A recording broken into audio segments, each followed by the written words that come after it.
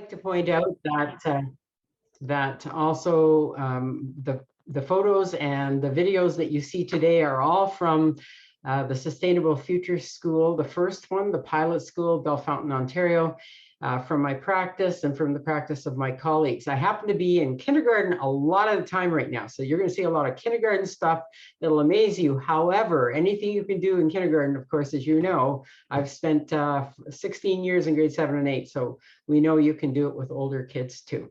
And I like to say I'm always ready to channel my 6-year-old self. That is a good idea for educators who want to get outside. Murray Sinclair has challenged us with 4 questions. Where did I come from? Where am I going? Why am I here? And who am I? And what better way to answer those questions than from the perspective of being outside and seeing yourself in relationship to the earth.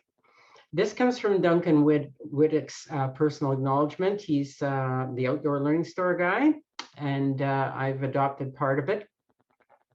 I am a non-Indigenous person living in a shared traditional Indigenous territory as my choice home. I acknowledge the trauma that has been inflicted and continues to be inflicted on Indigenous people locally and globally. And I also acknowledge that Indigenous knowledge and perspectives are foundational to outdoor learning. And I'm doing my best to deepen my understanding and take positive action. And we're going to focus on that quite a bit because action is where it's at. Firstly, when we look at sustainability, we're looking at basically this model. We're looking at the social, the economic, and the environmental pieces of sustainability as characterized in some of these definitions. Well-being for all forever, that speaks to the social equity piece. You are not helping the planet, you are not helping nature, you are the planet, you are nature, you are helping yourself. I love that one. That guy really puts it to us. And lastly, the one that speaks to us specifically as educators is Arjun Valls, and he says it's not only about doing things better, it's about doing better things. And I love that. As far as the environmental protection piece goes, if I had my way of doing this model and maybe I'll make a new one later, I would say environmental reciprocity. How do we develop that feeling and that give and take with the earth? Well, the SDGs are often thought to be about the planet, and they are, the environment. But the 5 Ps on the right that encompass the SDGs show us that sustainability is about the much bigger picture. The planet, yes, but the people and their prosperity, peace, and partnerships. We cannot have sustainability without all of these pieces working together. And when we see the SDGs in this light, we begin to see that all curriculum, that stuff that we're responsible for, is connected in some ways to the SDGs. And we're going to see why it's important to do that. So what are some of the big critical questions for educators? What should we be asking ourselves with regard to sustainability? Well, I've put 3 up here. How can we weave sustainability into everything we do in school with kids? How can we evolve our practices to bring about this real change? And we're going to take a look at that. How can we move forward toward a seamless blend of learning, both indoors, in and from nature, in our communities, as well as in the classroom? And how can schools move forward from educating a workforce toward educating well-informed, active, community-minded citizens who also infuse their jobs with sustainable practice? In other words, how can schools teach in a sustainable way? LSF's response to this need for sustainability in schools is to create the Sustainable Future School Initiative. And I mentioned Bellefontaine and the pictures earlier on, and you'll be seeing those.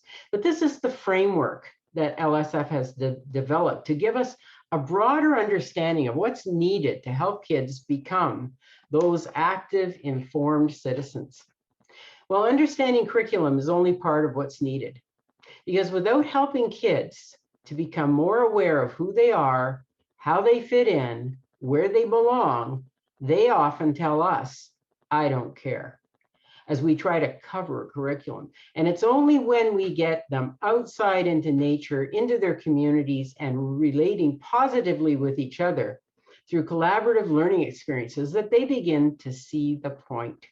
They begin to care, that's second quadrant, and attach emotionally to what's happening around them. They see themselves as part of it. And when they begin to care, the learning becomes relevant and it makes sense. And from there, it's usually a hop, skip, and a jump to a desire to take action. But without that awareness and caring piece, we often find ourselves struggling to engage our kids. So we must recognize this, or we're often wasting our time, and kids become progressively harder to reach. Well, post-secondary is starting to see the value in awareness as well, in that belonging and caring underpinning the understanding and knowledge that all of us are trying to give our students. Our mental, physical, and spiritual emotional health helps us to be more grounded and spiritually calm. Grounded, healthier people are more likely to succeed in their professional lives as well as their personal lives. And from early childhood education to post-secondary, the importance of learning mindfulness cannot be overstated. And here we see the gentleman on the left, and the article from the Globe and Mail called it his spirit spot. I kind of like that. And usually when I'm practicing with kindergarten students, like the little guy on the right, we call it a sit spot.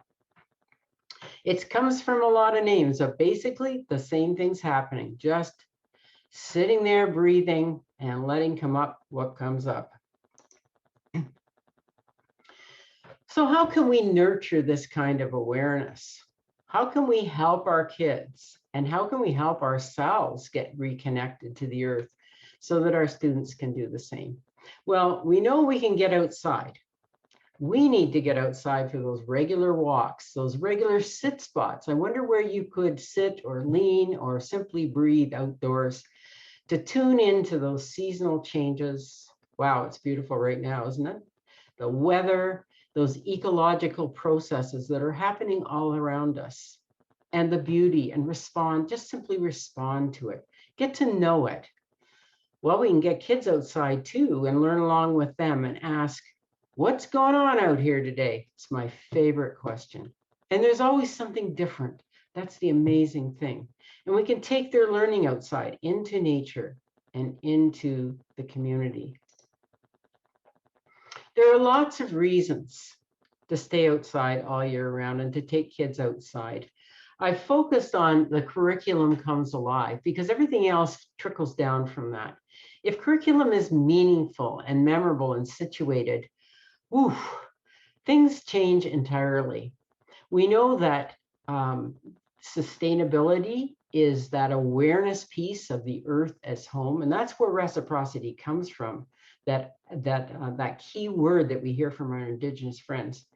And community involvement breeds student connection, connection to your community, connection to each other, connection to our neighbors. We've heard a lot about student engagement, but now we're starting to talk about student empowerment and well-being. That's very different, isn't it? And that goes along with that mental health piece and that awareness of self, coming from connection to nature and to what's going on around us. There was a time when I remember we used to teach character traits, like lessons. Well, we need to experience character traits to see the importance of them and to develop them. I'm going to show you a little video, kindergarten.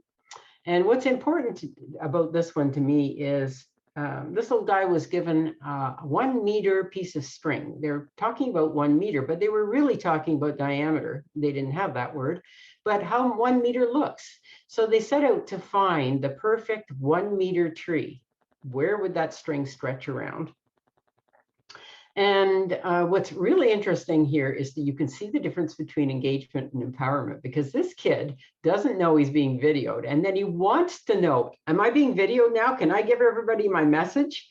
It's amazing to see, and it makes me laugh. Now, these kids, as I said, are kindergarten. He's second year, so he's experienced this program now for a year, and lovely to watch.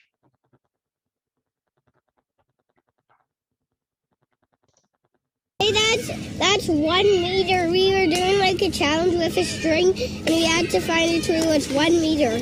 And did you find one? Yeah. Perfect. Okay, give the tree a big hug for us. Now could you start the video? Yeah. Is it started? Yeah. Okay. There was a challenge where we were doing a challenge where you had to get a string that's 1 meter, and you have to measure a tree what's 1 meter, and this one was 1 meter. So, yeah. He's a little actor, isn't he? But you can see that what a way to teach 1 meter. I mean, why not, right? I always love to say, start with circles. Oh, there's the equity piece right there. If we could do everything in a circle where everybody feels valued and validated, where they feel their voice is heard and they have an opportunity and a responsibility to the group to make sure that they are pulling their weight and that they are helping out the group with teamwork, that gives a firm sense of belonging. You can use circles for all kinds of things. In a minute, I'll show you a knowledge building circle, but those planning circles, what will we do? How will we know if we're being safe outside? How would we teach this to someone else? A sharing circle, how did we feel about something? Did everything go well today? That's also part of that reflecting part, right? Even when kids work in small groups, like groups of 3, I always say, knee to knee, get into a circle, have a seat, have a chat, and see what's going on. And circles are indeed those sustainable practices. They bring not only good health and well-being, but here we are attaching to the SDGs again, but gender equality, and they reduce inequalities. So whenever we're looking at that, we realize that we're practicing sustainability, sustainable education, or education for sustainability. Works both ways. On the left, you see some grade 6 students engaging in a knowledge building circle. It is student discourse to find out what they know collectively. What do we know about this certain subject? There you see on the right some teachers that I was working with, and we did the same thing. So they could experience themselves, and they were all realizing, woo, I can see everybody, everybody sees me. I learned to speak to a group, I learned empowerment that way, and I learned that people care about what I say. So circles. Learning outdoors. So first, that was the underpinnings of what goes on underneath, what percolates up from the bottom. Now we're going to take a look at the nuts and bolts. How do we get those? What are those successful pieces? Well, I'm going to come back to curriculum again. So at this time, I'm going to ask you, do you know your curriculum really well? Those subjects you're responsible for. Can you see it all around you when you go outside? Go outside around your school. Go outside around your home and start to look for curriculum, look for language opportunities, look for the arts, look for math. It's everywhere. We just have to stop synthesizing it inside because it's all out there to be experienced by our kids and by ourselves in such a more powerful way. Developing that sense of place. Whoa, we develop it inside with regard to our school, but we need to develop it outside. And that means being outside regularly, all year round. What are the safety elements? Very important that kids talk about safety, not just we are downloading safety onto them, but asking them, you know, we're going to go out by that stream over there. What do you think is important that we know and agree to? What are the protocols? I like that word better than rules. To keep ourselves safe. What do you think we need to do? And that builds confidence, and that builds their eyes looking around for those safe spaces and what is not so safe. Habits and routines. We build them inside we need to build them outside. The first thing I love to do with kids is say, I'll meet you over there. And when you get there, form a circle. And then we talk about what we're going to do, how long it's going to take us, blah, blah, blah, blah, blah. They know by being in that circle, it's that immediacy. We can talk about it inside, but now we need to set the scene outside. Weather. What do we like to talk about more than the weather? Well, we need to talk about the weather because when we're outside, we're explicitly aware of it, aren't we? And we are aware of the ranges within the seasons and what can happen at a moment's notice. This time of year, you can get a rain shower just like that. And when kids know that, they come prepared. That leads us into clothing, layers.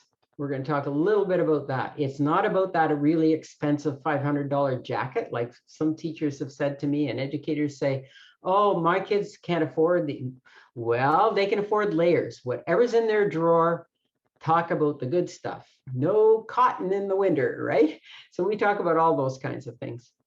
And the slow release. We do not start with a day's activity outside. That is a recipe for failure. We must start with 5 minutes outside, right beside the door, looking at something, talking about it, and then going in and seeing what we learned. And then the next time is 15 minutes. And the next time, you know, that's the way to build up stamina and to build up awareness and to build up love for being out there. So a little bit more thought about curriculum. I love to talk about curriculum.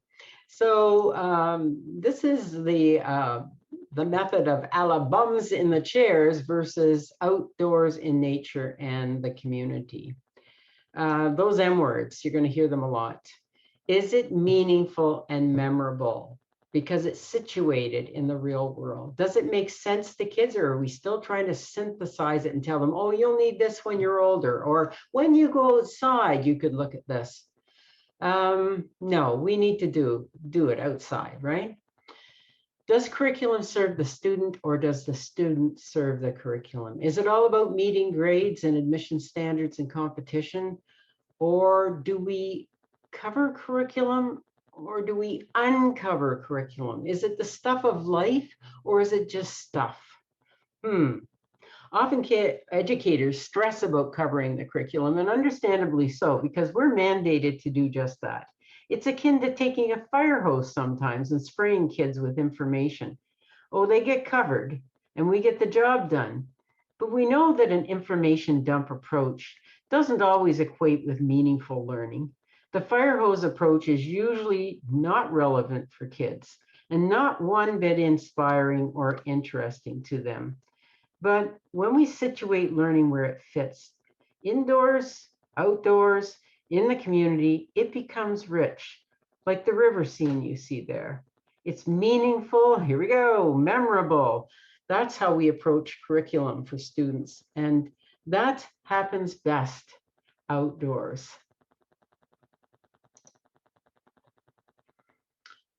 So when you are looking for curriculum outside, just like you have been advised to or recommended to start with a community walk or a walk around your schoolyard, I love to send and take educators out just to walk around their own schoolyard and look for possibilities, whether they're in an urban setting or a rural setting, and then go farther afield, just around the block and see what's available, as well as a walk to the park or a walk down to a green space or whatever.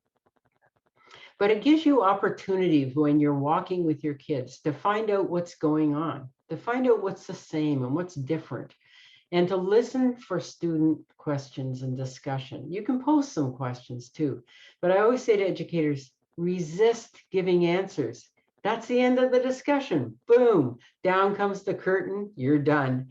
So never give answers. You can say, I don't know, I wonder why, or that's really interesting, or isn't that strange? You know, making comment is marvelous, but giving answers is not all it's cracked up to be. You can facilitate student discussion instead of leading it in this way. I love to teach that word hypothesize or a hypothesis to students. What's your hypothesis? Why do you think that's happening? That allows them to get curious and to have their own ways of critical thinking and to synthesize everything they learn into their existing knowledge to create a bigger and bigger picture. That's that spiral learning that we've heard about in recent history. And link everything to curriculum. There's opportunities everywhere. Are you looking at shadows or architecture? And can you connect it with your math? Are you looking at cloud patterns or feeling the wind in your hair? Can you connect that to poetry or the arts? Wow, it's just endless. And be noticing community issues. These kids know the community issues. Their parents talk about them. There's signs on the lawn. There's an election going on right now around us, and in Ontario. I don't know if that's true in Quebec. And kids know, and they talk about, what's going on and what people don't like and what people would like to see. But instead of turning it into something negative, turn it into something positive. I wonder how we could help kids to know what's happening, other kids, and to solve some problems and maybe make things better for all of us. And connect to those feelings, that caring piece. When you're noticing that the wind's strong, say, how does it make you feel? Do you like it? Does it make you nervous? Are you happy to feel the wind in your hair? That's connected to those spirit spots too. Well, urban. Well, I taught in an urban area for 14 years, and it was like this, and that's where I got this picture. And so the question is, what curriculum can you engage with? On the left there. You may teach in a rural school and you may not have things like that, but boy, financial literacy and talking about food security and all kinds of ways of attaching it to the SDGs is so much easier in an urban area, actually. Or if you're in a rural area or you happen to be out after a rainstorm, woof, you can talk about erosion, you can talk about water flow, you can talk about all kinds of things. You can talk about climate change. Wow. And I wonder what you do about who your audience would be to share your information with. So staying outside all year round gives us lots of opportunities to appreciate, and there's different opportunities in every season. It gives us opportunity to practice that teamwork, that together we can do this. Opportunity for critical thinking skills. Abstract concepts. It's interesting to watch kids figure out some things when they're outside. And they learn to ask critical questions. But I'd like to show you this little video. I hope I don't run out of time here. This is the kindergartens asking questions about evergreens. After they'd interacted with about 5 or 6 evergreen trees on the property, the kindergarten teacher said, what questions do you have about evergreens? So listen to these and see what you would connect with in your curriculum and what you need to teach in your subject areas.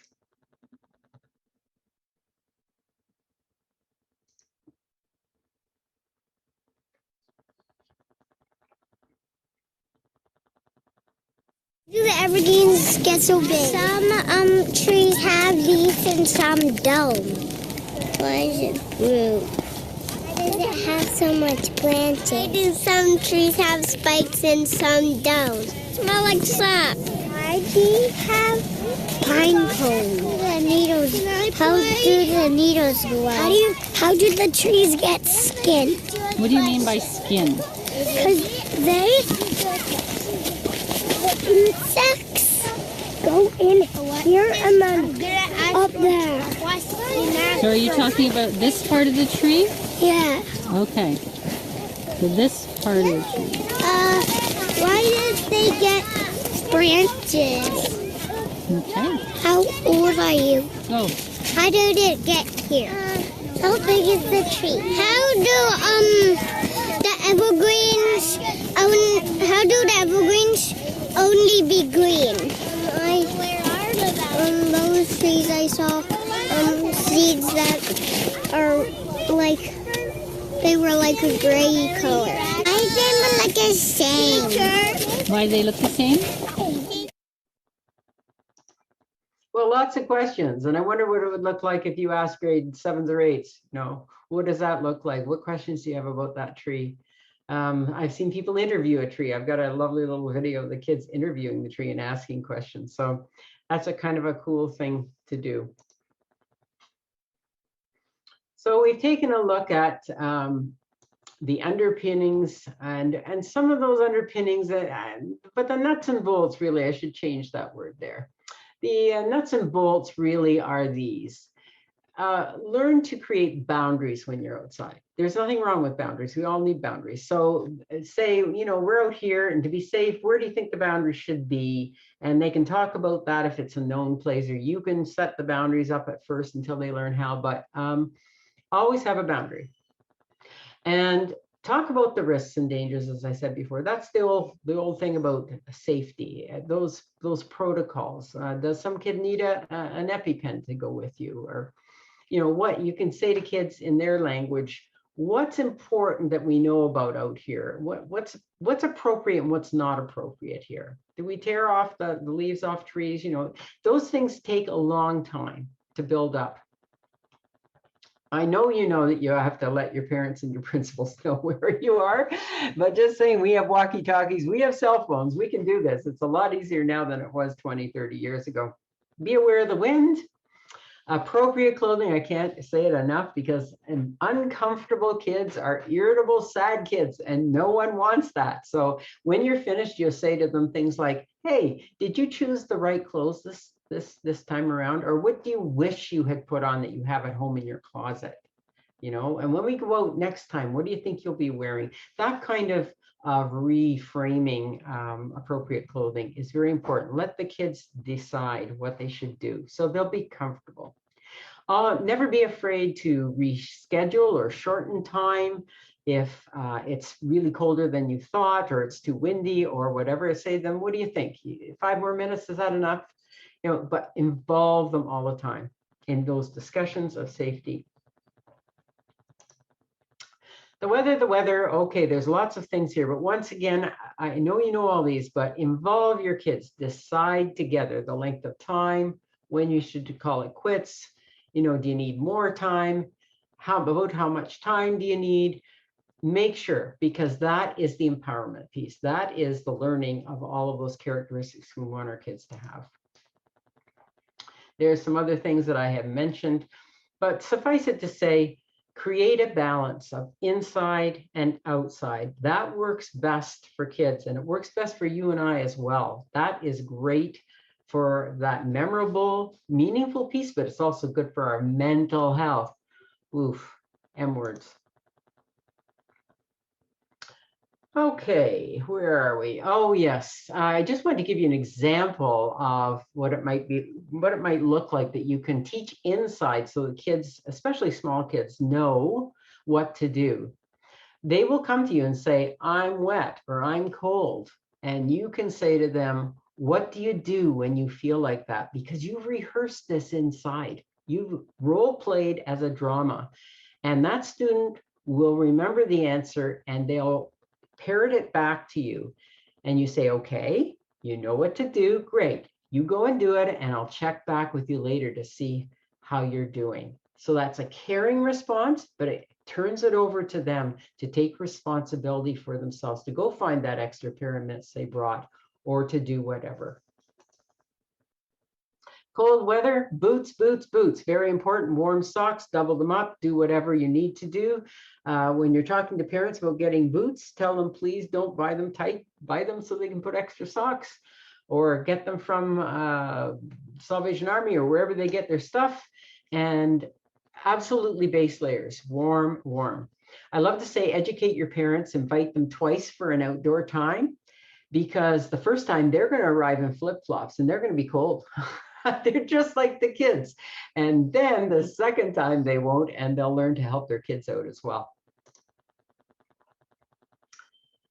So clothing, oh, a lot to say about clothing. There's the warm weather considerations. And if you certainly were with me at the getting outside, getting started, webinar, you know this, but footwear is important. No flip-flops, even in the warm weather. There are ticks out there. There are sticks out there. It's important that you keep your feet safe. And by the way, a little nod to the rain. Great opportunities out there in the rain, but avoid lightning, obviously. Okay, I've been alluding to the slow release. That 5 minutes the first time just outside the door. Just have one question or one thing that you're going to go out and look at. Move to 15, move to that 1 hour field trip. And eventually, some of you will get to that half day walking within the community boundaries, right? Or a day at a field center or a conservation area with a community partner. So we're moving into the tips and tricks, and just a few things I want to say to help you avoid a lot of issues. That slow release, yes. Always take time to reflect with your kids and say, how did it go for you? What would you have done differently? What would you advise other kids if they were taking the same trip? That kind of question, and let them share.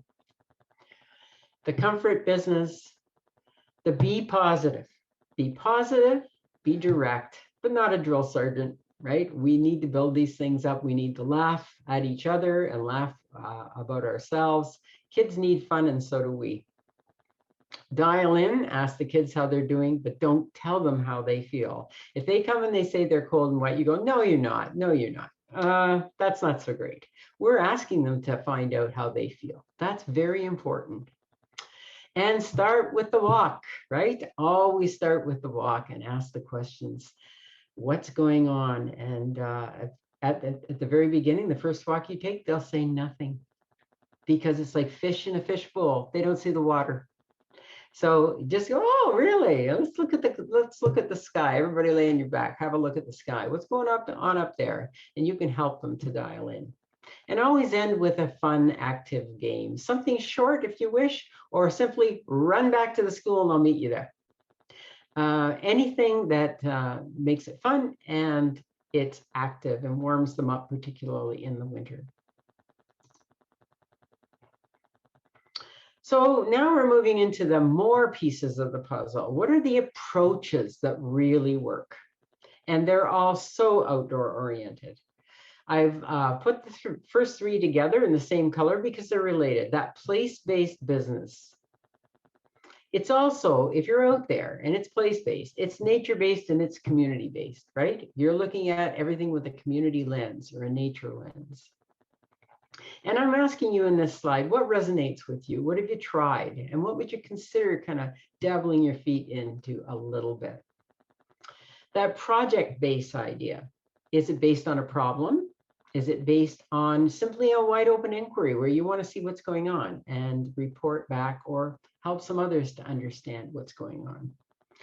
And those other two pieces, wow, if they're out there experiencing something, they're more apt to be looking at it with a critical lens and do some critical thinking than if it's something they're being told and all they're doing is listening. Those two go hand in hand. It helps us as educators to broaden out our view of ourselves.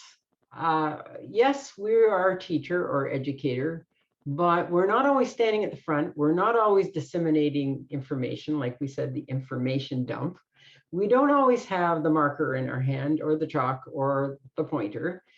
Sometimes we relinquish all that and we become the facilitator, the guide on the side. But I wonder which one of these words is attracting you right now. Are you the activator, the questioner? Do you like being the igniter, the instigator? I love that one. The motivator, the encourager, that co-explorer and co-learner, not telling answers, but saying, I don't know, what do you think? The agitator, going, well, you know, that may be true, but on the other hand, you know, that's always a good one. And of course, always being their best fan and advocating for their, not just for themselves, but for their learning, advocating for their learning. Transformative, neat word.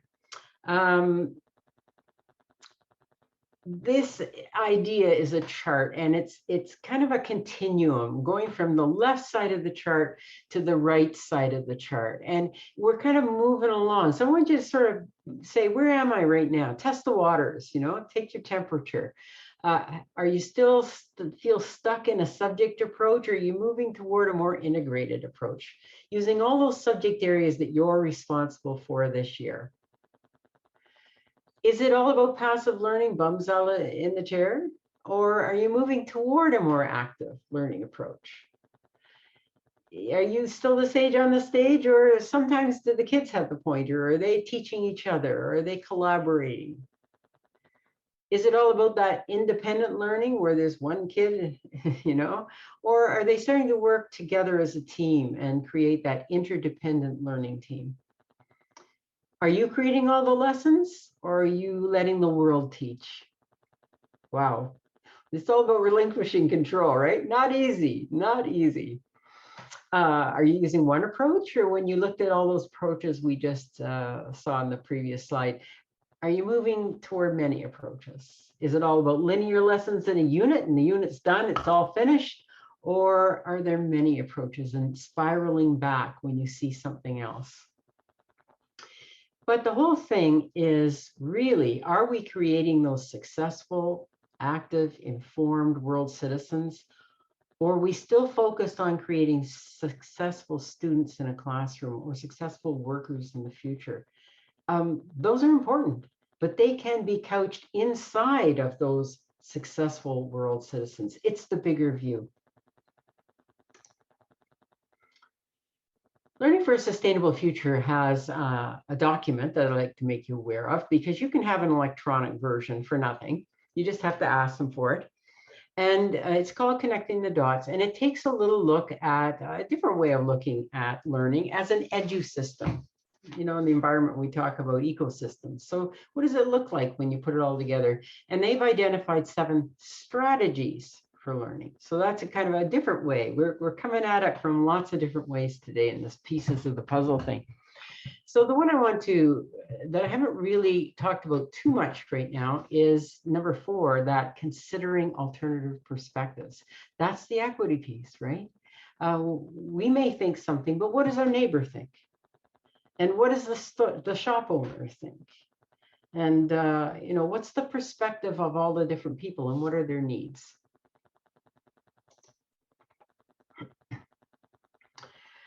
The 3 staircases. Okay, here I go. This is absolutely my favorite, because these 3 photos are really helpful as a visual as we begin to shift our practice toward a more student-centered model outdoors.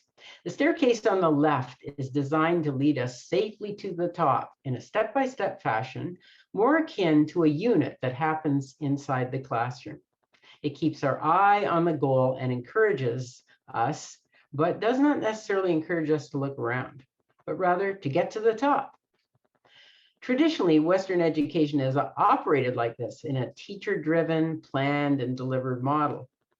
But the stairs in the middle are less safe, to be sure, but provide a richer context for learning, with opportunity to inquire and look around and engage with that rich context surrounding the curriculum pieces that couch it and may help it to make sense and be relevant. So it connects us and it situates the learning and makes it more interesting. And I love the photo on the right because it really reveals to us how many ways there are to teach curriculum, to get across that stream, to engage differentiated learning and the interests of many students to explore, and how we can teach each other about the ways that we have learned. And this experience can be rich indeed. Now, I will tell you, it's a little messy, but it's more student-driven, and it often has a lot of opportunities to deepen that, the learning, but deepen it together. So I love to reframe the idea of inquiry and help our kids to become investigative journalists in their world. They're going after the story. They're trying to find out what it's all about and why it matters.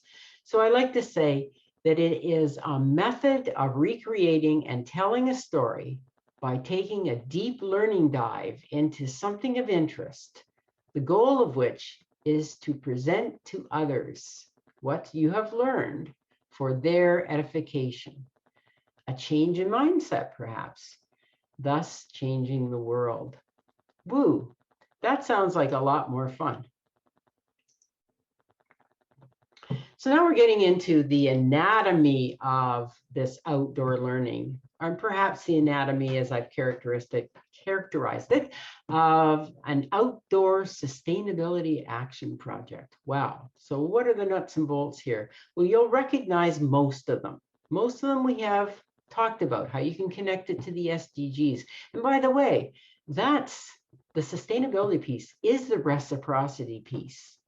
Right? It's how we give and take. It's how we see ourselves and fit in. It's how we solve problems. The curriculum, are we taking that integrated approach? Are we connecting it to the real world? Is it student-led? Does it spring for some kind of familiarity with their neighborhood?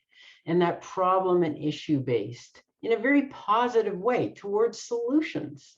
Wow, not toward griping. Right? Is it inquiry-based, that investigation? Are we honoring alternative perspectives? Are we inviting everybody to the table? And community partners, which I'm going to talk about in a second. Who else is interested in this work and working together? The critical thinking, the problem solving, the experiential. But 3 things we haven't mentioned yet. Are we making the learning visible? Is the project up in our room somewhere or on some kind of app where it's easily accessible to everybody? Is it constantly being added to? And is it documenting the learning trail? Can we see it? And can all the kids go add to it? And therefore, what can we do to share it? How can we let others know about what we found? And that assessment piece is so much easier when you're staring in the face. You can see what the kids learn. You can watch each individual put things up on that bulletin board or add to that app and know what's going on. So I'd like to give you an example of one that was just at the very beginnings of being visible up in the classroom. And this was the kindergartens last year creating a wildlife center because they were very interested in the wildlife around them and what was going on and what they could do to help them. They were also interested in jobs. One kid was talking about being a vet, and another was interested in being learning about the land. So, you know, these are very interesting pieces.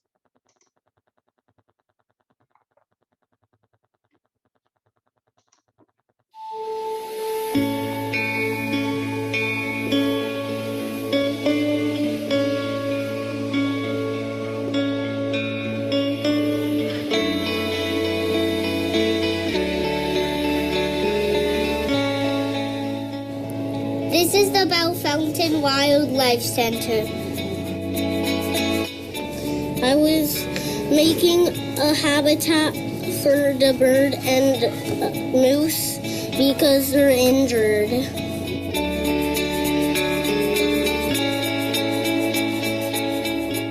So we're gonna help the wildlife by looking at animalscopics. We see all the fur and all those x-rays. Making a possum bowl to raise money for the wildlife center. It was fun a lot, and I love doing it so much. One day I'm gonna teach my mom and dad how to do it. A lady from the town teached us about eco passages and bridges and to make animals not get hit by it on the road. I see your eye. Yes, he's looking at you. Their teeth always grow. So they have to chew stuff all the time. So if you look in his cage, see all the wood that's in his cage, all the logs and branches and everything like that? He chews them all the time. And that's what keeps his teeth nice and clean and trimmed. We made posters for the popsicles to wins money.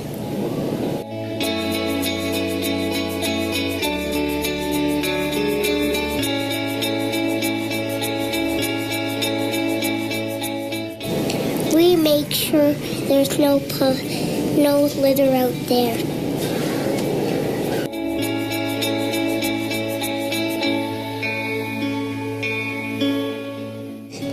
The equal passages are good for this land because people will run over and hurt the animals. These pictures are going in the library so people can help remind drivers.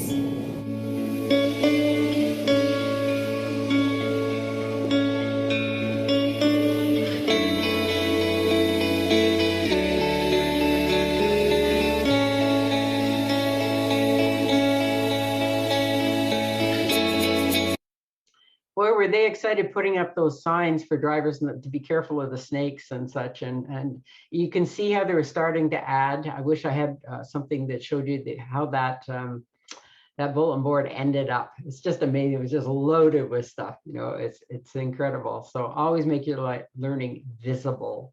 And there's your assessment piece too. Community partners, I love to do whole webinars on those. But these are examples, the parents, the community members, the organizations around you, those government departments and agencies, they're all actually looking for you too, because a lot of them have education mandates and they want to connect up with people like you and do things with kids. What a wonderful way to reduce inequalities and to teach gender equality and get kids understanding what makes a sustainable community. So I like to look at this one. This is a day-long event. It took place in the conservation area to pull garlic mustard, which is an invasive species. You see the kids wearing their garlic mustard busters t-shirts, and the parents are there because it was a festival and it's been going for 10 years now. And it's amazing because they pulled 1,500 pounds of garlic mustard out of that conservation area. Wow, is that an invasive species project? Is it a community action project? Is it an equity action? Is it a gender action? All of the above and more, right? And meaningful, and they were so amazingly proud of themselves. So a couple of considerations. What's going on in your school that you could use as a springboard? What's going on in your community around you that you could piggyback onto? And who are those community groups, those partners that you could make use of and work together with? Connecting with the out of doors and the SDGs, that creates a more positive experience for kids. It's all about those things that we have learned are very important: fairness and equity, connection and justice, mental wellness, physical health, diversity, opportunities for all. That's sustainability, and what a better way to do it than with something real. So I'm asking you, what are you doing right now with your kids, and how could those things be connected to the SDGs? And I wonder which ones you would use. Maybe you consider putting up a poster of the SDGs in your classroom. I can give you a link and you can have it printed at Staples or wherever and just stick it up in your classroom and constantly make reference to it. And that's how we get on that sustainability journey. I'm going to give the last word to Ruthie, because Ruthie just turned 4. She's first year kindergarten, and she was asked, would she rather learn about bugs outside or inside in books?